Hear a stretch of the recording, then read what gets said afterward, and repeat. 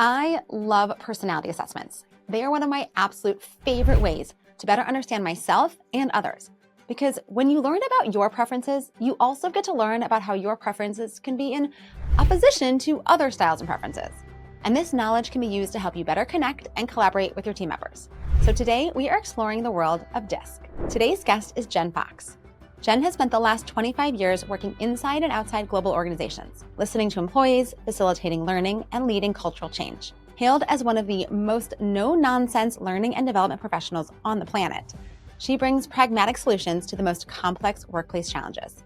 She's a trusted executive coach, dynamic facilitator, and advocate for flexible work. And she was recently recognized as a top 10 DiSC provider by ManageHR Magazine. Now, don't forget to hit that subscribe button. I share new episodes and other tips for managers every week. Now, here's my conversation with Jen. Thank you so much for joining me today, Jen. I'm so excited to talk about the DiSC profile. It's a tool that is actually new to me, so getting to take it before this conversation was really fun because I've heard about it, but I've never actually gotten to experience it. So thank you so much for joining me. I'm so excited too. These are my favorite kind of conversations where we're not just sort of talking about things theoretically, but we actually get into the tool. And also, it gives me a good chance to get to know you better. I've already read your profile. So this is going to be fun. All right. Kick us off here with just explaining what is DiSC and what was this tool used for? Why do you love it so much? Technically, it is a psychometric evaluation. What does that mean? It sort of falls in that category of things where we do sort of a self-assessment and then the algorithm goes and figures us out and gives us back some very useful information. So, there's a million assessments. There's Myers-Briggs, StrengthsFinder, Colors, Predictive Index, name them all. I've done them all. And they all offer really amazing value. The reason that I chose to specialize in DiSC 22 years ago is because I find it the most practical in the workplace. My personal style is I'm very not a conceptual person. I am known for pragmatic solutions. And after being a manager myself for years, after leading teams, developing, manager and leadership development programs, I find that often I get this sort of experience of kind of preaching to the choir. We all know in general, I think, what we need to do. But then there's often this gap of how do I go do it? And so the DiSC report is just so rich in helping people understand ourselves, first of all. We have to start there, as sometimes uncomfortable as that may be. And then helping to understand the people we work with, and then collectively, teams and onto our organization. That's why I love it so much, because I think you'll find, even as we use you as sort of a guinea pig today to go through it, you'll see that there's insights where you're going to have the experience of oh yeah, I've heard this before. I know that about myself. But then it takes it to the next level of okay, if I know that about me and now I know a little more about that person, how do we kind of come together to work better? So that's where really change starts to happen. And it's what excites me the most about using this in the workplace. I love tools that help us actually change behavior and understand how we are showing up and how that might land for other folks and how they're showing up and how that lands for us and how to weave those two things together to make more effective relationships and collaboration. So walk us through the DiSC tool now, the different components to it. What you should know, first of all, is your report is about 20 pages long. So this is going to be the high level sort of need to know basis. So basically the model is in 4 sections. It's in a sort of a pie chart, if you will. So there's 4 main categories of work styles. DISC. D is for dominance. I is for influence. S is for steadiness. And C is for conscientiousness, which is the longest word in the entire English language, I'm pretty sure, and I have to say it often. So I want to break that down for a minute. So dominance, D. First of all, what do you think of? Let me just ask you, do you have a generally positive association with the word dominance, or how does that word land for you? Yeah, not my favorite feeling or word in the dictionary for sure. Yeah, exactly. So one of the first things that I do when I work with teams and leaders on understanding the profile is to expand our vocabulary a little bit. So I'm a D, I'm a high DI. And as we go through this conversation today, we're going to use yours and my sort of matchup as sort of proxy for other workplace relationships. But you can think of other words, sort of risk taking, bold, decisive. Those are some other words that kind of fall into the category of D, dominance. Next category is I for influence. And so influence, again, often is seen as a generally positive characteristics, though it can be used the other way as well. These are also, expressive, enthusiastic, visionary. Those are some other words that kind of go along with the I works type. S, which is for steadiness, is also can be sort of loyal, stable. Those are the kind of people who really want to collaborative, kind of bring people together and kind of keep everything sort of working well and going along. And then C for conscientiousness can be other words, accurate, precise, results oriented. And there's a lot of things in there that this is a lot of sort of detail oriented. So those are the four main categories. When we get into depth into your profile, some people will be just a straight up DIS or C. And then a lot of people will be a combination depending on where they sort of fall in the sort of circle of the chart. So I'm a DI, a high DI. So I have that dominant style, but I'm right on the edge of the influence as well. So I cross over into both of those styles. And that's where it allows for a lot more nuance for us to understand ourselves and the people that we work with a little bit better. Okay, that's super cool and very helpful, especially because the terms, especially like dominance and conscientiousness, I was like, those are really interesting words that like, I'm not sure that I want to be either of those things, which actually turns out I'm not. But thank you for like kind of unpacking what those words mean, because it can be a little bit jarring to get your profile and be like, wait a second, what does this mean? Well, and if I can say one thing that I always make a point of introducing in a workshop right at the start, which is exactly that point, right? The point of these things, or I guess the biggest misuse, is when we start to label people or sort of put them in a box or a pie shape, if you will. And so there's two things that even for this conversation, I would ask sort of your listeners to hold true at the same time. We don't want to put people into a box. Like, I don't want to say to myself, I'm a DI, and so therefore I am only this and I'm only that. At the same time, we're going to use those shortcuts to shortcut just to be able to make the conversation easier and to be able to help to kind of dive into it and understand ourselves a little bit better. But it's really, really important, especially as people leave a DiSC workshop, that they understand we're not going to go out, oh, you're an I, so therefore you can only be the one up in front of the room. We're never going to give you that detailed project. What it really is about is understanding where our preferences and kind of our comfort zones are. It doesn't mean we sort of get a hall pass to get out of that other work. So I use myself as an example. I am fast-paced, high-level, visionary, go, go, go, go, go to a fault. That doesn't mean that on the days when I need to get in and, do invoices or budgeting or spreadsheets, that I cannot do that. What it will do is take a lot of energy from me, right? It's definitely outside of my comfort zone. So it's more of a stretch. And so when I work with teams, I bring one of those like exercise bands with me as a visual. And what I ask them to do is think about sort of this mantra: if everyone stretches a little, no one stretches a lot. So at a team level, the extent to which we can keep people in their comfort zones and just harness those superpowers, I mean, the better off. That's where the sort of collective power really, really starts to show up. Oh, I'm so glad that you said that, because it can sometimes these profile tests and assessments can feel a little bit like constraining. And even when you get your profile, sometimes you're like, it's like 80 or 90% me, but they're almost never like fully accurate. So it's so important to remember that for ourselves, like also that we are more than this, and that our colleagues, even once we know something about them, that they might surprise us in ways, or we might see behaviors from them that feel misaligned, and that's not true. And we can also give them assignments that don't necessarily align, and that's also okay.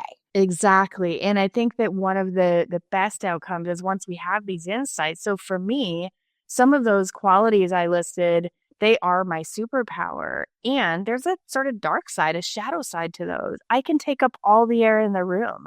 I can steamroll over people. I can just forget that there's other people there because I'm so excited by a new, idea that I'm just ready to go. And so I have to be responsible for my behavior. So to your point, one of the most important actions afterward is to say, what are those things that I want to keep in check for myself?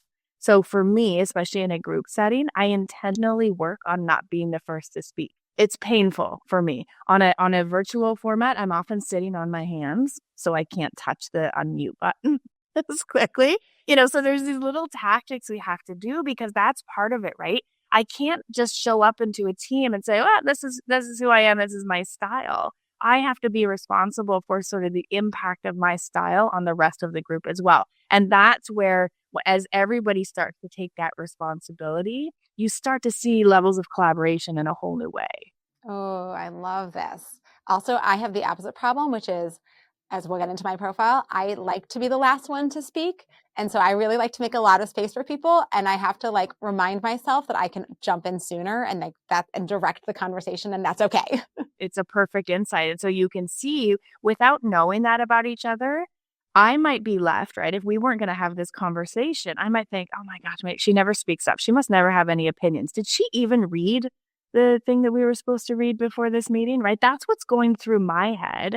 And you're thinking, does she ever shut up? She never lets anyone else speak, right? She always thinks her ideas are the best. So we've got these crazy worlds of stuff going on inside. Whereas now we can, with this awareness, we can say, okay, it's not personal. These are behaviors, and we can all be responsible for them, and then start to sort of play around with how else could we show up to make us work more effectively. All right, before we actually dive into my profile, yeah, one question about nature, nurture, evolution. Once you take the DiSC, is that that's you for the rest of your life? Do these things emerge and change over time based on life experience and who you're around? Give us a little more about should we take this once and call it done? Well, I love this question. And I've done the assessment, 15 times. And every time I think, oh, I'm going to be more balanced. So one of the things that when you get your report, you've got a little dot on this circle. And the further out to the edge that your dot is, it means the stronger your inclination is toward that style. My dot is on the outside of the circle. I'm as DI as a DI can get. And for some reason, every time I take it, I think, oh, maybe I've grown and developed. I don't. I keep going more out toward the edge. So for me, that makes a lot of sense because I've actually shaped my career to really put myself in the sort of sweet spot of what I do, right? This is what I do. I do coaching. I do leadership development. It's truly what I love. Does it change over time?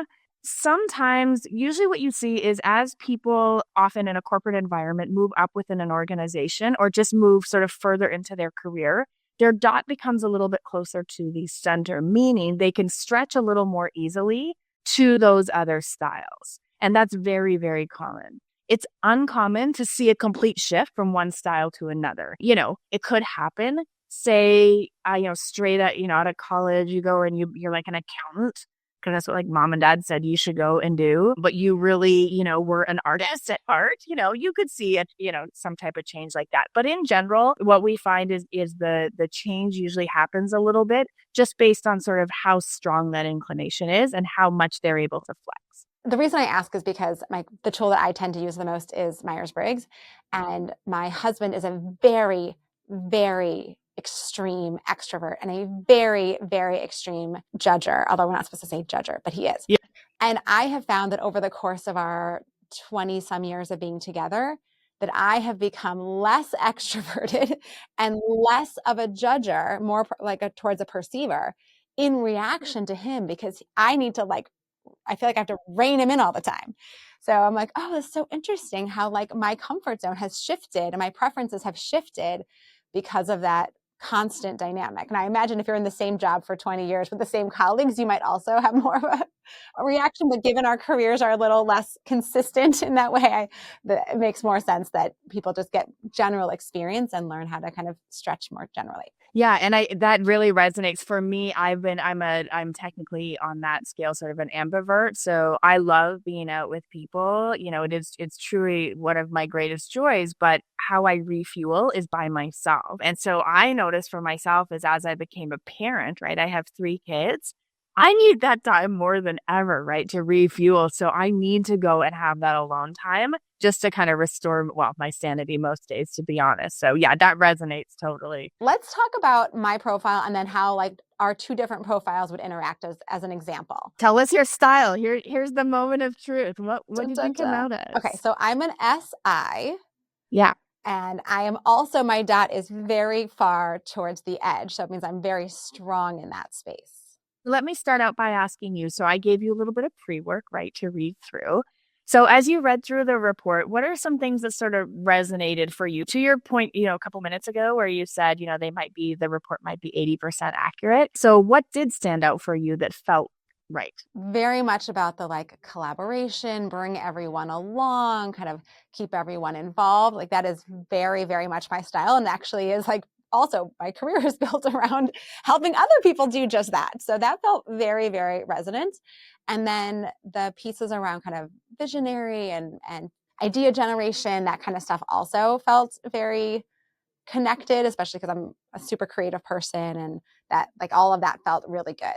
So typically as we go through a profile, what we do is we start by focusing on ourselves. In fact, I have little individual mirrors that I often bring to my workshop, because usually what happens is a pitfall. As soon as we start to read our report, the first thought is like, oh, I hope so-and-so is reading theirs, right? Like we always say like, oh, that just explains so much. So it's like, no, we'll get to that fun part. But let's first look at ourselves. So exactly what you did, which is sort of like what feels validating, right? It feels pretty good. Often I get a lot of sort of laughter in the room as people are reading, saying, oh my gosh, this has me totally figured out. Sometimes there's also, the report is quite balanced. And so it also helps to illuminate some of those qualities that maybe we've heard before, maybe from a spouse, maybe from a parent, maybe from a manager, that we're like, those are kind of like not the best parts of us. So it's usually at the answer toward the bottom part of your report. Was there anything there that was sort of I don't want to say bad news, but sort of the other side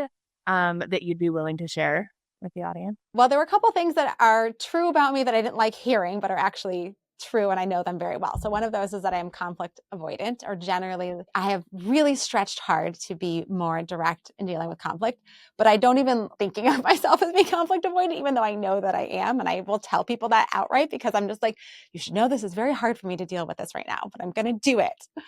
So that was one thing that, is there. And then the other was like a little bit around like some people pleasing stuff. And like, also it's something I kind of know about myself, and I don't want to disappoint people. And it's something I'm also have been working on for a very long time, which is saying no to things that I don't actually want to do instead of saying yes to everything. So there was stuff in here that I would say it's not bad, but it's just stuff that I kind of know, but also kind of don't love about myself.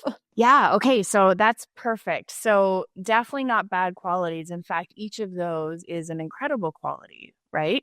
Who does enjoy conflict? Really nobody. So conflict is one that we spend a lot of time with at the team level, because really nobody really likes conflict. So it's not so much, kind of how much we enjoy being in conflict, rather it's how we respond to it.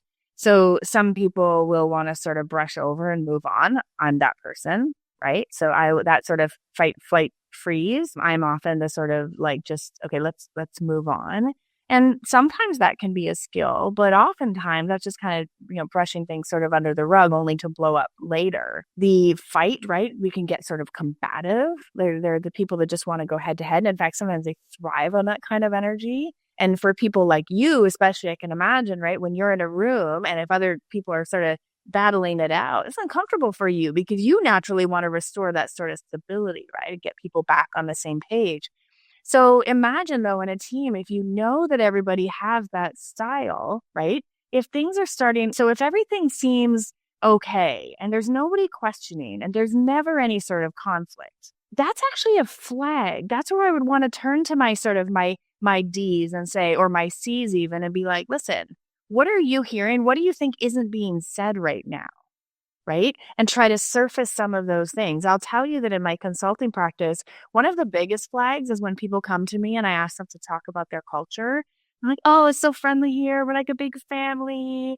Everybody kind of gets along, and they like scratch beneath the surface a little bit. And you realize that may be so sort of on the day to day, but usually there's stuff, brewing beneath the surface. And then certainly as things start to get sort of escalated, what a great opportunity to reach out to someone like you and say, can you help us see the way through this? Because S's in particular are extraordinary mediators because you can see kind of what's going on. You're very like stable and level-headed.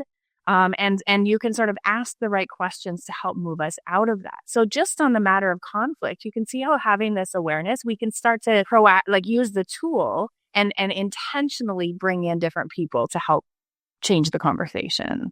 Oh my gosh, so powerful, and also helps me see my approach to conflict can be a real strength to play more of a facilitator or mediator role and not have to feel like overwhelmed by people are disagreeing and, it's getting heated and I just want it to kind of like stop. And I go into like freeze mode then. And now I'm like, oh no, actually that's the perfect moment for me to step in and say like, let me help us work through this. 100%. So we need those people. And that's why often I tell people, if you're in a situation where you just kind of can't move forward, whether you have an S profile on your team or not, one, go find somebody and say, hey, you're like an outside opinion, but you also have that natural ability. So can you come in and sort of help us and move forward? So conflict is one of those things, that really shows up. So as we think about then, so we look at self, right? So you were doing this on fast forward, right? But you sort of identified some things that resonated for you, some of those harder things to hear, but that you also know to be true. Then we take it to the interpersonal level, right? We look at just you and me, right? Just on a one-on-one basis. So when I work with teams, I run these comparison reports. So everybody, you would get a copy and I get a copy, and it's the same information, but written for each of us, right? So what it does is basically put you and I matched up and said, kind of what do we have in common? And then where are we likely to encounter roadblocks? So you and I actually both, we're very similar because we both cross into the I, even though I'm a D and you're an S, which are opposing on the sort of circle, we both have that I in common. So enthusiasm, collaboration, and results, that's where we really, connect. So put us on a project. The first one where we worked together a couple of years ago, saw the vision, came up with the idea, and I think we executed in 30 days, right? So that didn't surprise me at all to see us on this report together. Where we differ a little bit is I definitely prioritize a slightly faster pace, a little bit more on that, kind of action piece of it. You're definitely more thoughtful in that and a little bit more intentional. I need more of that in my life. I will just, but the pace doesn't always work. So in the comparison report, as we start to work one-on-one together, and this is game changing in a manager-employee relationship when you take this to a one-on-one. So one of the dimensions, for example, is tactful versus frank. So you are actually very, very far on the tactful side, and I'm a little bit more on the frank side. So as we work together, to understand this, I'm a lot more direct. I'll get to the point quickly. I often speak before thinking. You may hold back on certain feelings, right? Again, because you don't want to kind of rock the boat. You're very diplomatic, and sometimes from my vantage point, could be indirect. It's not that you're avoiding something, but the way we approach it. So knowing that now, we can go, okay, we can sort of put this information on the table and probably honestly have, a couple laughs about it because it tends to go, oh yeah, we see this happening all the time. But then the next time something comes up where I just, we're in a one-on-one and some comment comes flying out of my mouth, you'll probably still think, there she goes again. But hopefully what you will do is be like, oh, okay, that was fairly direct, but here's what I'm hearing from it, right? You might check my behavior, but we're going to have some shared language to be able to work through that together instead of you just being like, oh, she's such a jerk or whatever, right? So the one-to-one comparisons is one of the things that my managers in particular find is really, really helpful post-workshop. The workshops are fun and exciting, but when you start to bring these things sort of into the flow of your work, that's where it gets really, really interesting, right? Soft-spoken versus forceful. Again, you're more on the soft-spoken side. I'm more on the forceful side. We can already imagine how that shows up. It goes along, all of these different dimensions. And the more we can have that shared vocabulary and this shared understanding, then we can keep it from being personal. And when something happens, because it's going to happen, we can take it and we can come back to it and say, okay, Like I am so D right now, right? And you're so S right now, right? What are our different perspectives? And then start to break down the situation from that. What you just said about it not taking things personally, I feel like is such an important insight for us every single day in the workplace, that what people are doing oftentimes is about them and not about us. And so being able to separate their behavior and say, okay, their communication style is a certain way. They're not yelling at me. They're not, trying to, upset me about something.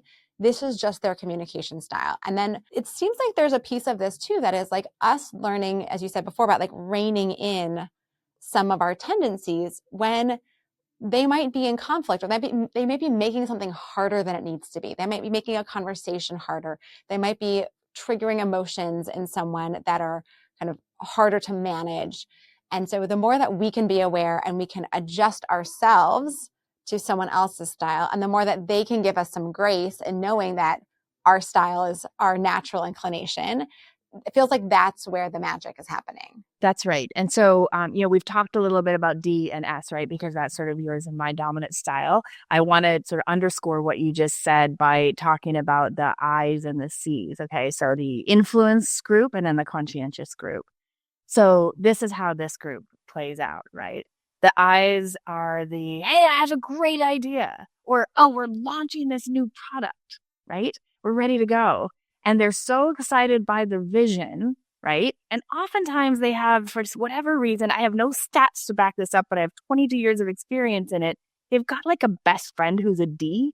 So they take the vision and then the D is right there to like start to get in action and ready to go, right? And those two can be an unstoppable force and they can be a dangerous force, having those two people alone in a room together. What's happening is the C's are looking at the I's like, oh, for crying out loud. They haven't given this any thought. They have no way. This is not grounded in reality. There's no way this could happen. Don't they realize what's on our plate, right? Have they even looked at the data, right? So this is all going on in their head, but because they are a little bit more internal, because they are more soft-spoken, and usually they share that in common with the S's, they're not going to be the loudest voice in the room. Unless invited into the conversation, they may not actually share that perspective. Well, they will. They'll do it after the meeting with their trusted group of friends, and that ends up in like this toxic spiral, right? Or if they do speak up, the I's are like, oh, there they go again. Why can't they ever just get on board? Why don't they ever see the vision, right? And so you can see how these things just start to play out. So, as you said, how can we be responsible for that, right? So I have a client right now as a CEO, and I'm gathering some 360 feedback for him. And this is what the team is saying, that what he's that guy, right? The vision, anything's possible. But then right away he'll say, like, I want poke the holes in this. I want to know all the things that are wrong with this. I want to know all the reasons why this won't work. And so inviting that into the conversation. And I would say you take that a step further when you're an I, have that be the expectation. Hey, on Tuesday, we're going to talk about, the new initiative. Everybody should come with 5 reasons why this isn't going to work. Bring the data, bring all of it, right? So be really intentional about creating this space to say, like, I know I'm caught up in my excitement right now, but I know there's another way. Now, the C's, what do they need to be responsible for? Well, C's pride themselves on accuracy and getting things right, especially the first time. They love the data. They really do enjoy that, being the person to find the thing, right? Like, even if it's the thing that says it's going to go wrong, they feel great about that, right? It's very validating for them. So C's need to be responsible for stretching a little bit by making sure their perspective is heard. The I's need that perspective. They're not going to go and do that work on their own. They also need to make sure that they speak up and ask for broader context. One of the biggest sort of misnomers of the conscientious group is that they just want to go and be down in the weeds. They just want to go solve the details. It's not that at all. In fact, one of their superpowers is once they understand the context and the vision, they will go, they just see it through an entirely different lens. So yeah, they can go and find the data and do all the analysis, but what they're really good at is saying, well, you want to get here. Here's some things maybe you should be considering. And they're going to surface things that an I would never, ever think about. So this is where I think is really exciting when you think about, assembling, say, a cross-functional, project team, and thinking about, do we have these different sort of perspectives represented on this project? I will pause for a second to say that the DiSC profile is not a hiring profile. You would not want to look at your team and say, oh, okay, we have this, that, and we want to go hire a C or want to go hire an I or whatever. Part of that is because, as you saw, right, it's a self-assessment. It's 20 minutes with you on your laptop. Who knows what mood you were in when you did that? So the accuracy, like, and we wouldn't want to base someone's job on that. So this is not meant to be used as a hiring profile. There are profiles for that. This is not one of them. But you can be looking for, how do I round out my team to make sure that I have all these different sort of behaviors represented? How do I have the fast-paced people who are willing to make a decision? How do I have the sort of visionary that's going to help us all get really excited, right? Who's going to sort of play the role of kind of making sure that everybody's kind of collaborating really well? And then who's going to bring that detail and sort of attention to detail and accuracy that we know we need to be successful? So that may be going out and bringing in a different person. One of my favorite activities to do is just a sort of role play. Sometimes I get a team where it's all very heavily slanted toward one style. And I say, okay, so for 10 minutes, we're all going to play the role of an S right now. S's like stability, they like, all of this. And so then they can just role play that and try that perspective on. And it's amazing how you just have to sort of step into someone else's shoes, and you can also bring that same perspective when you're doing it with intention. Yes, yes, yes, yes, yes. And one of the clients that I worked with before, they started having a shorthand, which is, what would Mamie say right now? So if you know someone who's a D and they're a friend, or maybe it's a colleague who you used to work with and they've left your team, but you're kind of missing that perspective. I love that as like a hack of either we're all going to like role play into this space or into this mindset, or just literally calling on someone and saying like, well, what would they say if they were looking at this right now? Great. And I love it. It's the same thing. So I love this. Okay, but we are actually out of time, Jen. So can you tell us about a great manager that you worked for and what made this person such a fabulous boss? For this question, I'm going to shout out Lisa Calvert. So Lisa pulled me from working in my really amazing, comfortable job that I loved in Seattle, working for Starbucks, where I'm still an addict, 25 years later. And she pulled me for an opportunity that moved me across the country to New York. Since then, we have worked together in a sort of manager-employee relationship, as well as become friends. But the reason why she was a great manager was she always saw in me what I didn't yet see in myself. She opened up opportunities for me that had me often feeling a little in sort of over my skis. A lot of firsts, but I would say the growth that I have had in my career, if I can go back and sort of look at points, a lot of that was at the times when I was working for her, because she believed in me. She gave me the autonomy. She offered, guidance and wisdom. She was always there to support me, but just knowing that someone sort of had my back and saw me at a higher level than I did really, really is a game changing. So thanks, Lisa. Oh, I love that. Wonderful. And where can people learn more about you and keep up with your work? Well, I write a lot on LinkedIn, so you can find me at FoxGen is my sort of backslash on LinkedIn. And you can just also go to my website, which is jenfox.me. Thank you so much again for coming on, for helping me understand myself better and giving us this great potential tool to use with our teams. You bet. It's really, really powerful. So I hope you got some good insights. So it's good to get to know you a little bit better as well.